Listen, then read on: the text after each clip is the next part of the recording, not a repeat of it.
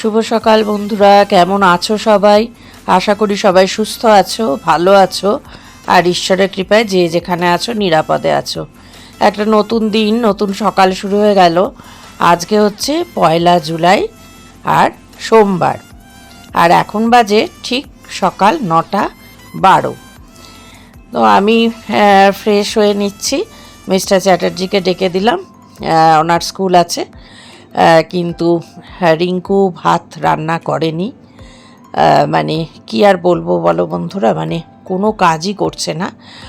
আজকে সকালবেলায় আমি সিদ্ধান্ত নিলাম যে না, রিঙ্কুকে আর রাখা যাবে না। মিস্টার চ্যাটার্জিকে ডাকতে এসছি না, ডেকে তুললে তো উঠবেন না, তাই জন্য ডাকছি। এবার উঠেন, দেখো এখন এলো এখানে রিঙ্কু। বন্ধুরা 10:48 বাজলো, এখনও সকাল থেকে শুধু 4টে আমন্ড খেয়েছি, কিছু খাওয়া হয়নি। নিয়ে বসলাম একটুখানি ডালিয়া, একটুখানি এখন খাবো সামান্য, আর একটুখানি থাকলো, সেটা যদি পরে দুপুরের দিকে খিদে পায় তো খাবো।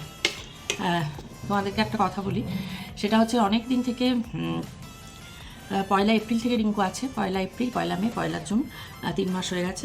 জুলাই 4, মানে 3 মাস কমপ্লিট হয়ে গেল। কেউ কমেন্ট করেছে সারাদিন আপনি খান আর ঘুমান, কী করেন? রিঙ্কুই তো সব কাজ করে। যদি তোমাদের দেখাতে পারতাম যে আমার ঘরবাড়ির কী অবস্থা করে রেখেছে, বলবে যে তুমি বলনি কেন। এভরি ডে বলেছি ডাস্টিংয়ের জন্য আমার বারণ, যেখানে ডাক্তারের পারপাসলি বারণ। পালমোনোলজিস্ট বারবার বলেছেন লাংসের কন্ডিশন এত খারাপ যে আমার ডাস্টিং বারণ। আজ থেকে না, এটা বহু যুগ থেকেই বারণ। তারপরেও লাস্ট ইয়ারে যখন খুব অতিমাত্রায় বাড়াবাড়ি, এর আগেও বাড়াবাড়ি হয়েছে, হসপিটালাইজড হয়েছি, অতিমাত্রায় বাড়াবাড়ি লাংসে জল ইত্যাদি প্রভৃতি যা কিছু, তারপর থেকে একদম স্ট্রিক্টলি বলা যে সবসময় মাস্ক, ঘুমানো ছাড়া সব সময়, সেটা পসিবল হয় না আর এই গরমে। তো তারপরেও কিন্তু বারবার বলার পর 24 ঘন্টা যে লোক রয়েছে, স্যালারি হচ্ছে 12,000 টাকা, হাতে শুধু 12,000 টাকা, প্লাস তার ফোন রিচার্জ করে দেওয়া হয়, ফোন কথা বলার জন্য, এমনি ওয়াইফাইতে কানেক্ট করা, প্লাস তোমার সমস্ত খাওয়া দাওয়া। দিনে তোমরা বলবে খাওয়া নিয়ে বলছি না, মানুষ কাজ করবে, খাবে 4 বার ভাত, বাদ বাকি সময় হয় রুটি, নয় পরোটা, মুড়ি, মানে চলছেই এভরিথিং।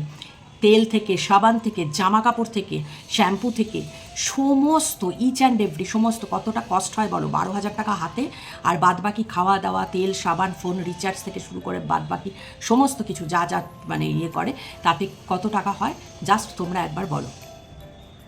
কিচ্ছু না, নাথিং। দিনের পর দিন বলে বলে বলে বলে ফেড আপ। তোমরা বলো তো, আমি কাজ করতে আসি, রান্নাঘরে রান্না করতে আসি, ফেড আপ আমি। একটা মশলা দিতে বললে দিচ্ছে না, সব সময় বসে থাকবে, নয় শুয়ে থাকবে, নয় মোবাইলে কানে দিয়ে চলছে, ঘর মোছে না। ঘরদোর তো যা পরিস্থিতি তোমরা যদি দেখো, মানে অবাক। আমি দেখাবো না কারণ আমার নিজের লজ্জা হচ্ছে, তার কারণ আমি প্রত্যেক দিন বলি যে রিঙ্কু এগুলো করো। কালকেও বলেছি রিঙ্কু ফিনাইল ভালোভাবে দিচ্ছ কেন? ফিনাইলের গন্ধ পাচ্ছি না। হ্যাঁ দিচ্ছি তো। ঘরটাও মোছে না, বুঝতে পারলাম আমার ঘরটা সামনেটুকু মোছে, বাকি ঠাকুরের জায়গা থেকে অন্য সমস্ত কিছু আমি মুছে নিই। হ্যাঁ, তো সেইখানে যা পরিস্থিতি করে রেখেছে, রান্নাঘর আমি গুছিয়ে গেছিলাম, তারপরেও না, বাসন কোসন কোনো বার করবে না। একটা ননস্টিকের কড়াই, সেটা কালো হয়ে গেছে, আমি অনেক দিন বলেছি ওটা বাতিল করো, আমার আছে কিছুতেই করবে না, কোনো কথা শুনছে না, কিচ্ছু না। আজকে আমি 9:15 মিস্টার চ্যাটার্জিকে যখন ডাকতে এসেছি, দেখছি আমিও বসে আছে। আমি বললাম রিঙ্কু ভাত হয়ে গেছে? তো আমি জানি ভাত হয়ে গেছে, কারণ উনি 9:15 ডাকবো, উনি উঠবেন, স্নান করবেন, ভাত খাবেন, বেরিয়ে যাবেন 9:30। মন্টু অলরেডি ফোন করে বলে দিচ্ছি কাকিমা আমি চলে এসেছি। সে বসে আছে সোফায়, তাকে বলার পর সে বলছে না তো। আমি বললাম না মানে 9:15 বাজে ভাত করনি মানে? তখন সে ধীরে সুস্থে উঠছে, তারপরে হাঁড়িতে বসিয়েছে। তখন আমি বললাম হাঁড়িতে বসিয়ে এখন ভাত কী করে 9:30 খেয়ে যাবে? তারপরে কুকারে কোনো রকমে করে দিল, একটা ডিম ভেজে দিয়েছে, কোনো রকমে খেয়ে গেলেন উনি। কিচ্ছু না, নাথিং। আমার রান্না আমি নিজে করে নিচ্ছি, উনি পছন্দ করছেন না বলে উনি করছে না, তো রান্না করছে না, ওর নিজের যেটা পছন্দের খাবার সেই খাবারটা করছে, কিন্তু করে দিচ্ছে না, বললেও দিচ্ছে না, বাজার যেতে বললেও যাচ্ছে না। মানে ও যেটা পছন্দ করে সেই খাবার রয়েছে, ডিম রয়েছে, সবজি রয়েছে, যা ওর খাবার সে সমস্ত রয়েছে, মাছ যেটুকু রয়েছে, আরও মাছ, উনি মাছ ছাড়া ভাত একদম খেতে পারেন না। রেগুলার মাছ করার কথা, বাজার কিচ্ছু না, নাথিং। ফুল এনে দাও রিঙ্কু, না। জোর করে পাঠালে একটুখানি ওষুধের দোকান, জোর করে বাড়ির পাশে একদম বেরিয়ে সেইখানে নিচে মুদিখানার দোকানে যাওয়ার খুব উৎসাহ, ওখানে দাঁড়িয়ে গল্প করে, লোকজনের সঙ্গে গল্প করতে যাওয়া। একবার বেরোলে তো বাড়ি ঢোকার আর নাম নেই। হ্যাঁ, সে গল্প করতে যাওয়ার জন্য। আর বাজারে যদি কোনোদিন পাঠানো হয়, সে 3 ঘন্টা, 3 সাড়ে 3 ঘন্টা কাটিয়ে আসে। কি করে ভগবান জানে। হ্যাঁ, তো এই হলো সিচুয়েশন। আমার পক্ষে আজকে আর আমার সম্ভব হলো না, ইম্পসিবল। আমি তাকে টাকা দিয়ে দিলাম, পুরো 12,000 টাকা ক্যাশ দিয়ে তাকে চলে গেছে, বন্ধ। এখন আমি তরকারি কাটবো, কারণ কুমড়ো দেখছি জলের মধ্যে ভেজানো, কুমড়ো পচে যাবে। পুঁই শাক আমি সেদিন বলেছিলাম কেটে প্যাকেটে করে ফ্রিজে রাখতে, তাহলে তাজা থাকবে, দেখছি বাইরেই ফেলে রেখেছে। তার অবস্থা বুঝতেই পারছো, কাজে আমাকে পুঁই শাকটা করে নিতে হবে মিস্টার চ্যাটার্জির জন্য। আমার নিজের দুপুরে বললাম তো আমি এই ডালিয়া এইটুকু খাচ্ছি, আর একটু আছে ওটুকু খেয়ে নেবো। বাকি ওনার জন্য আর কি আছে, এখন তো এত বেলায় আমার মনে হয় মাছও নেই, আজকে বাজার যাওয়ার কথা, উনি বিকেলে এসে বাজার যাবেন। তো আজকের মতন ওনাকে এসে আমাকে আপাতত পুঁই শাকটাই করতে হবে, একটা কিছু করার নেই, কারণ আমাকে বাসন মাজতে হবে, আমাকে ঘর ঝাড় দিতে হবে, মুছতে হবে, হ্যাঁ। আর তারপরে তোমার আমার স্নান আছে, পুজো আছে, ঠাকুরের বাসন মাজা আছে, সমস্ত কিছু, হ্যাঁ। তো এই হলো বৃত্তান্ত। রিঙ্কুকে আজ থেকে নেই, আজ থেকে যেমন আমি 6 মাস আগে করেছিলাম। অনেকে কেউ বলছিলেন না খুব সুখে আছেন আপনি, আমি কিন্তু কাজ করতে পারি ম্যাডাম, যিনি কমেন্টটা করেছেন। আমি 6 মাস কাজ করেছিলাম, টাইফয়েডে পড়ে গেছিলাম বলেই বাধ্য হয়ে লোক রেখেছিলাম। আবারও করছি, মেয়ে ওখান থেকে ফোনে মেয়ে বলছে আবারও অসুস্থ হয়ে যাবে কিন্তু তুমি যদি করতে চাও, কিন্তু তবু আমি এই জাতীয় আমি আর লোক ঢোকাতে চাইছি না। যা থাকে কপালে, যদি মিস্টার চ্যাটার্জি ভায়োলেন্ট হয়ে মেরে দেন, দেবেন, আমার যেটা কপালে আছে সেটাই হবে, কিন্তু এটা সম্ভবপর নয়। এরকম তোমাদেরও মাথা গরম হয়ে যাবে। আমি নিজের জন্য একটা টাকা খরচ করি না, আমি পার্লারে যাই না মাথা কালার করার জন্য, আমি খাওয়া দাওয়া তো ডায়েটিংয়ের জন্য বাদই দাও, আমি কিচ্ছু শৌখিনতা কিচ্ছু করি না, নাথিং। ঘরেই বসে থাকে দেখতে পাচ্ছ, বাইরে বেরোই না, একটা পয়সা খরচ করি না, কিচ্ছু করি না নিজের জন্য। সমস্ত কৃচ্ছ সাধন করার পর সেই সংসারে যদি কাজ না হয়, যদি হতো আমি দিতে তো আমার নেই।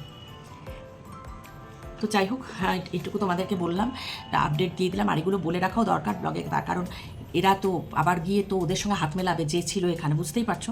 এবার আমি একা বাড়িতে অনেকটা সময়, সেই 5টা বেজে যাবে, প্রায় অলমোস্ট 5টা বাজবে মিস্টার চ্যাটার্জির আসতে। আর উনি এলেও বা উনি তো জানোই ওনার পক্ষে তো আর কোনো কিছু করা সম্ভব নয়। ডাবল লক, মানে সব রকম 3টে লক, 2টো কোলাপসেবলের দরজায় লক, সিসি ক্যামেরা আছে, এই কারণে এটাই বাচ্চা যে কিন্তু মানে সেখানে গিয়ে আবার কিছু একটা হবে, এই জন্য আমি কোনো রকম লোক ঢোকাতে চাইছি না। বিশেষ করে কে ওদের চেনা জানা হবে তো আমি জানি না, ওই জন্য আমি চাইছি না আপাতত। দেখি তো, ঠিক আছে, চলো এটুকু খেয়ে আমি কাজে নামবো, প্রচুর কাজ করে রয়েছে। বন্ধুরা, এবার রান্নাঘরে চলে এসেছি, সবজি কেটে নিয়ে রান্না করব জানোই আজকে। তো রান্নাটা করার পর প্রচুর কাজ রয়েছে, বাসন মাজা রয়েছে, ঘর মোছা, ঘর ঝাড় দেওয়া, ঘর মোছা। মিস্টার চ্যাটার্জির ঘরের বিছানার চাদর দেখছি একদম যাচ্ছে তাই অবস্থা, কিচ্ছু পাল্টায়নি, বললাম না কিচ্ছু কাজ করেনি। মানে এই কয়েক মাস ধরে যে ছিল, যে কি করে কাটিয়েছে, মানে আমি প্রত্যেক দিন বলে বলে ফেড আপ হয়ে গেছি, বলতে বলতে বলতে বলতে আর না। আমার মনে হলো যে এটা আর পসিবল নয় কোনো মতেই, আমি যেভাবে হোক করে নেব। শুধু একমাত্র যদি কোনো কারণে শরীরটা খারাপ হয়ে পড়ে সেটা আলাদা, তা না হলে আমার কাজ করতে কোনো অসুবিধা নেই। আমি অভ্যস্ত করতে, এবং আর যাই হোক আমি অলসতাটা শিখিনি, কোনো দিনই অলস ছিলাম না। কাজেই অলস যদি হতাম তাহলে রিঙ্কুকে ছাড়ানোর কথা ভাবতাম না, যা করছে বাবা, আমি তো শুয়ে বসে থাকি, এই ভাবতাম। কাজেই বিষয়টা একদমই তার নয়। তো চলো চটপট হাত চালিয়ে কেটে ফেলি তরকারিগুলো, এখনও অনেক কাজ পড়ে।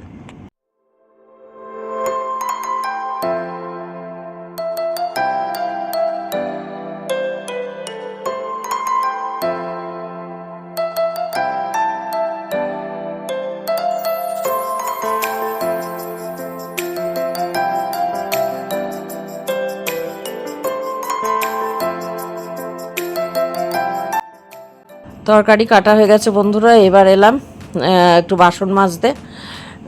তো কিছু বাসন আছে সেগুলো এখন মেজে নিই, তারপরে তো আবার যখন যেমন বাসন হবে সেই রকম সমস্ত মাজবো। চারিদিকে যেদিকে তাকাচ্ছি সেদিকেই দেখছি একবারে যাচ্ছে তাই অবস্থা।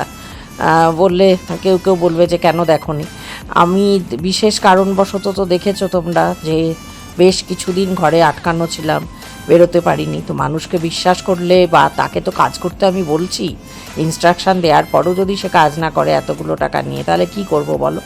অগত্যা যেটা করার সেটাই করলাম, কারণ তাকে ছাড়িয়ে দেওয়া ছাড়া আমার কোনো আর মানে অন্য পথ ছিল না, কারণ একে আর প্রশ্রয় দেওয়া বা একে সহ্য করা সত্যি মানে একদম অসম্ভব ব্যাপার হয়ে যাচ্ছিল।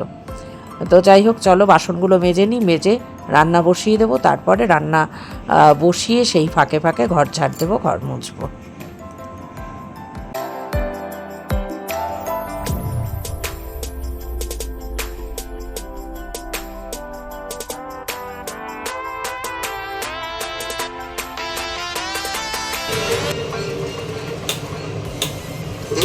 বাসন মাজা শেষ করে চলে এসেছি এবার রান্নাঘরে রান্না করতে।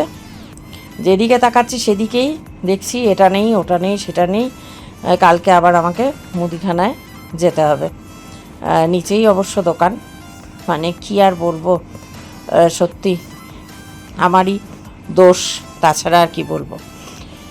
তবে মানুষকে বারবার বলার পরেও এটা আছে রিঙ্কু, ওটা আছে, এটা করেছো, এটা করো, এটা করো, একটু একটু ঝুলটা ঝেড়ে দাও, একটু ভালো করে ঘরটা মুছো, এত বলার পরেও যদি এইরকম হয় তাহলে আর কিছু করার থাকে না। তো আজকে পুঁই শাক রান্না করছি, মিস্টার চ্যাটার্জি ভালোবাসেন। এখন আর আমার আজকে যেহেতু বেলা থেকে সমস্ত কিছু শুরু হলো, তার কারণ আমার তো জানা ছিল না যে আজকে এই সমস্ত ব্যাপার ঘটবে। তো তার ফলে তরকারিপাতি কেটে সব কিছু ধুয়ে পাটলিয়ে আর অন্য কিছু করার নেই। আর যেহেতু মাছও নেই, আজকে বাজার যাবেন বলেছেন মিস্টার চ্যাটার্জি, তো আজকের মতন এই পুঁই শাক দিয়ে বিকেলে স্কুল থেকে এসে খাবেন। রান্না বসিয়ে দিয়ে বন্ধুরা চলে এলাম ঘর ঝাড় দিতে। এই রান্নার ফাঁকে ফাঁকে ঘর ঝাড় দেবো, ঘর মুছবো, ততক্ষণে হতে থাকবে। তো আর বাড়ি এলে ভাত করে দেবো। আজকে একদিনে তো সব কিছু করা সম্ভব নয়, কদিন লাগবে আমি বুঝতেই পারছি। এই সোফার পেছন টেছন সরিয়ে ঝাড় দিচ্ছি, দেখছি মানে কোনো ঝাঁটা কোনো দিন পড়েছে বলেই মনে হয় না। কি আর বলবো, যত বলবো মানে আমি আর কথা পাচ্ছি না, তাই জন্যই বলতে হচ্ছে হয়তো বারবার।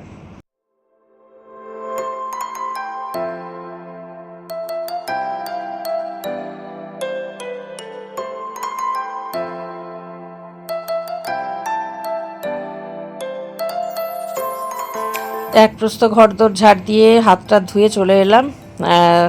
সবজিগুলো হয়ে গেছে, এবার শাকটা দিয়ে দিলাম, পুঁই শাকটা, আবার একটুখানি হলুদ দিলাম। জানো এই রান্নার আর কি বলার আছে, কিছুই বলার নেই। যাই হোক, আজকের মতন একটু বেশি করেই, যেহেতু বললামই মিস্টার চ্যাটার্জি খুব ভালোবাসেন খেতে, সেই জন্য একটু বেশি করেই করে নিলাম।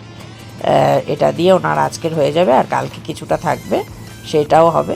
তারপর তো বাজার থেকে কি মাছ আনছেন দেখা যাক।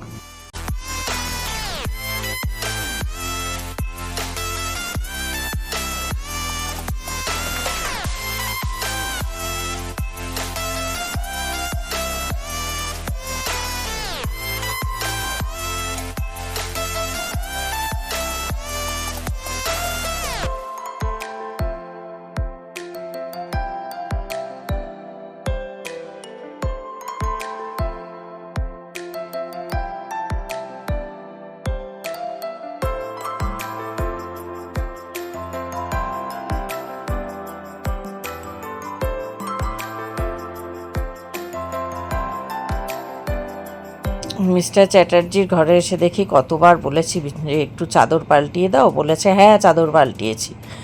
তো আজকে এসে দেখছি চাদর টাদর পাল্টানো নেই, তাই জন্য আমি কাঁচা চাদর, বালিশের ওয়ার সমস্ত চেঞ্জ করে একদম পরিষ্কার করে তারপরে এই ঘরটা ঝাড় দিয়ে মুছে বেরিয়ে যাব একবারে।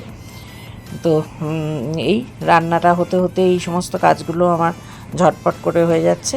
বিছানাটা করে নিলাম, এবার বালিশের ওয়ারগুলো পাল্টিয়ে নেব, তাহলেই কাজ হয়ে যাবে। তো চলো এবার করতে থাকি কাজগুলো।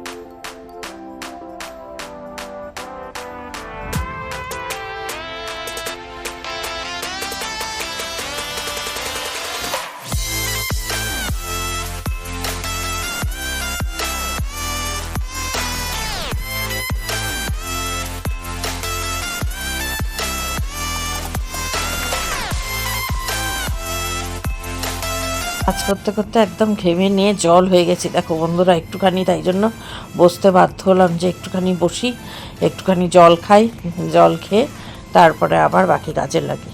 চ্যাটার্জি স্কুল থেকে চলে এসছেন, খেতে দিয়ে দিলাম ওনাকে। ভাত খেলেন, এই যে চেয়ারটা ঠিক করে বসেন না, একদম গায়ের মধ্যে ভাত ফেলবেন, সেই জন্য আবার ঠিক করে বসালাম। তো এই সন্ধ্যাবেলা একটু চা খেতে চলে এসেছি বন্ধুরা। মিস্টার চ্যাটার্জি বাজারে গেছেন, সেই ফাঁকে আমি একটু আদা দিয়ে এলাচ দিয়ে ভালো করে একটু চা করে নিচ্ছি। চা একটু খাই, খেয়ে তারপরে বাজার থেকে এলে সেই সমস্ত সামলানো আছে আবার।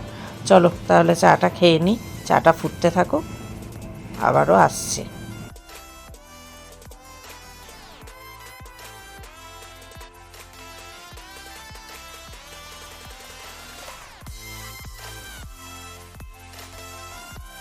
বন্ধুরা বাজার এসে গেছে, হ্যাঁ মাছ এই দেখো এসে উনি দেখতে এলেন, আবার নিজেই বাজার করে এনেছেন, তারপরে আবার দেখছেন গুনে কপিস মাছ।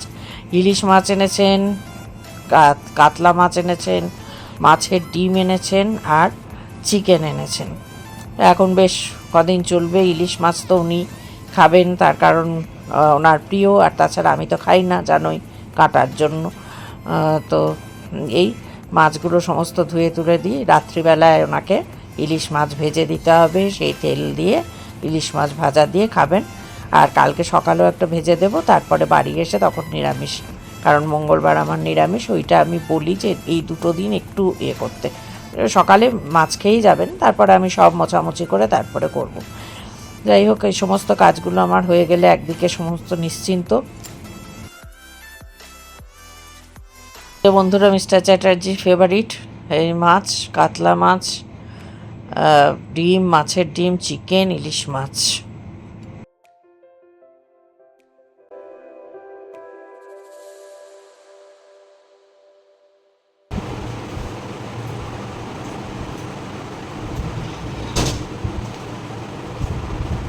বন্ধুরা আজকের মতন ব্লগটা শেষ করব রান্নাঘর থেকে আজকে, কারণ এই খেতে দিলাম মিস্টার চ্যাটার্জিকে 10টা বাজে পুরো, আর একটু আগেই হতো, একটু মেয়ে এসেছিলো, তো ওর সঙ্গে কথা বলতে গিয়ে একটু দেরি। তরকারিটা গরম করছে, ওনাকে ইলিশ মাছ ভেজে খেতে দিয়ে দিলাম। তো আজকের মতন কাজকর্ম শেষ, আবার কাল সকাল থেকে শুরু হয়ে যাবে। তো আজকের মতো ব্লগটা এখানেই শেষ করছি। যদি তোমাদের ভালো লাগে আজকের ব্লগটা, তাহলে অবশ্যই লাইক করো, কমেন্ট করো, আর একটু শেয়ার করে দিও। আর তোমরা সবাই খুব ভালো থেকো, সুস্থ থেকো, আনন্দে থেকো, হাসি খুশি থেকো, আর আমার পাশে আমার সাথে যেমন আছো সেরকমই থেকো। নতুন বন্ধু যারা এখনও আমার পরিবারে আসোনি, তারা ঝটপট আমার চ্যানেলটা সাবস্ক্রাইব করে চলে এসো আমার পরিবারে, খুব ভালো লাগবে আমার। তো ঠিক আছে বন্ধুরা, দেখা হবে আগামীকাল নতুন দিনে একটা নতুন ব্লগের সঙ্গে। ততক্ষণ সবাই সুস্থ থাকো, ভালো থাকো, নিরাপদে থাকো, আর সব সময় হাসি খুশি আর সব সময় পজিটিভ থাকো।